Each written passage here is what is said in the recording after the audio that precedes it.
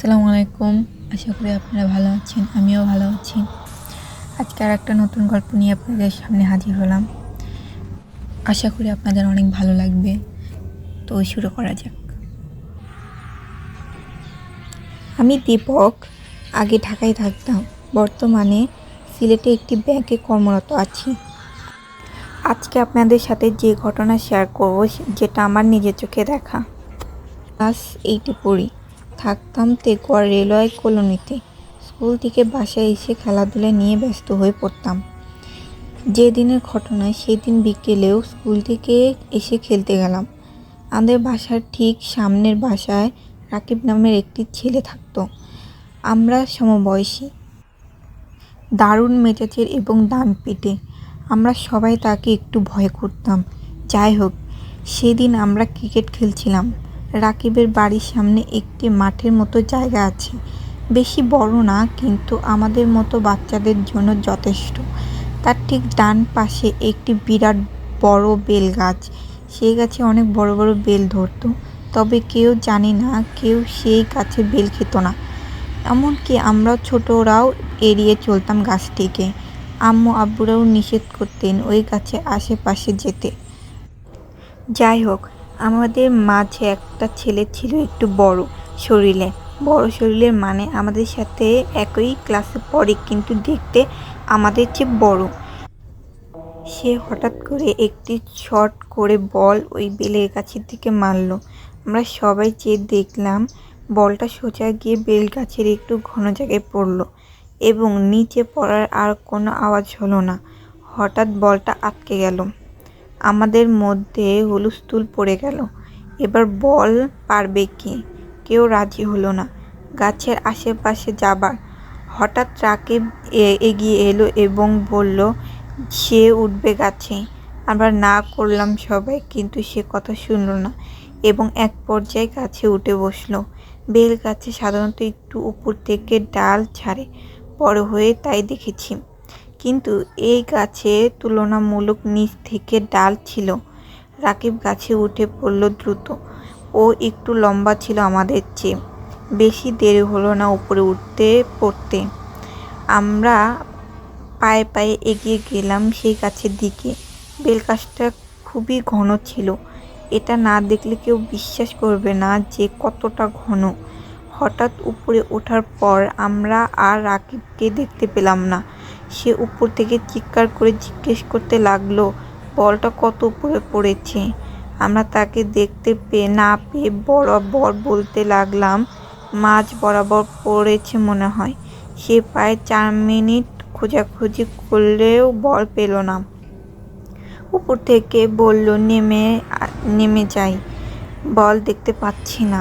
আমরা বললাম ঠিক আছে।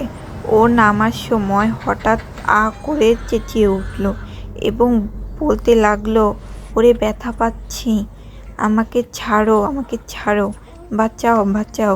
সে এভাবে চিৎকার করতে করতে দ্রুত গাছ থেকে নেমে এলো। এরপর যা দেখলাম তাতে আমাদের পিলে চমকে গেল। রাকিবের উরু পাশে এক খাবলা মাংস নেই।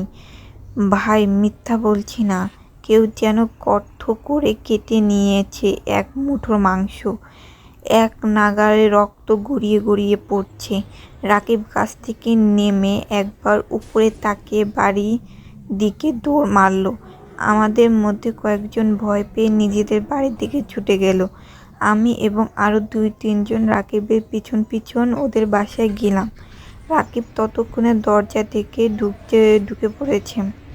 তার চিৎকার শুনে আঙ্কেল আন্টি বেরিয়ে এলো ভিতর থেকে। তার এই অবস্থা দেখে সবাই ভয়ে এবং কষ্টে চিৎকার করে উঠল। রাকিব ঘরে ঢুকেই অজ্ঞান হয়ে পড়ে গেল। দ্রুত আঙ্কেল তাকে নিয়ে ছুটলেন আল রাজির হাসপাতালে। সেখানে নেওয়ার পর কিছু করা গেল না। 20 মিনিট পর রাকিব মারা যায় হাসপাতালেই। রাকিবের মৃত্যুর পর পুরো এলাকা জমে যায় তাদের বাড়িতে। আন্টি এক নাগাড়ে বিলাপ করে কান্না করেছিলেন। আমি জীবনের প্রথম চোখের সামনে মৃত্যুর ঘটনা দেখলাম। রাকিবকে হাসপাতাল থেকে নিয়ে আসা হয় বাসায়। লাশটা যখন গোসল করানো হয় তখন সবাই বলছিল তার শরীর নাকি খুব দ্রুত ঠান্ডা হয়ে যাচ্ছিল এবং কেমন যেন শক্ত হয়ে যাচ্ছিল। দ্রুত জানাজা শেষে তাকে আজিমপুরে কবর দিয়ে দেওয়া হয় সব মুরব্বিদের পরামর্শে। রাকিবের লাশ জানাজার পর আরও দেখানো হয়নি, যদিও নিয়ম থাকে যে জানাজার পর মানুষ লাশ দেখতে পায়। আমার ছেলেবেলা এর চেয়ে ভয়ঙ্কর কাটানোর কথা কখনোই চিন্তা করিনি। প্রিয় একটি বন্ধুকে হারালাম, তাও এমনভাবে যা স্বপ্নেও আসেনি। সে বলে গাছটা কেটে ফেলা হয়। গাছটি কাটার পর নাকি প্রায় রাতে আঙ্কেলের টিনের রাতে কেউ এক নাগাড়ে কিছু একটা দিয়ে বাড়ি দিত, ধাবক দিয়ে কিছু একটা। প্রচণ্ড আওয়াজ হলেও কেউ সাহস করে বের হতো না। আর ঘুমের মধ্যে আন্টি প্রায় দেখতেন একটা বিদঘুটে মানব দেহ তার দিকে এগিয়ে আসছে।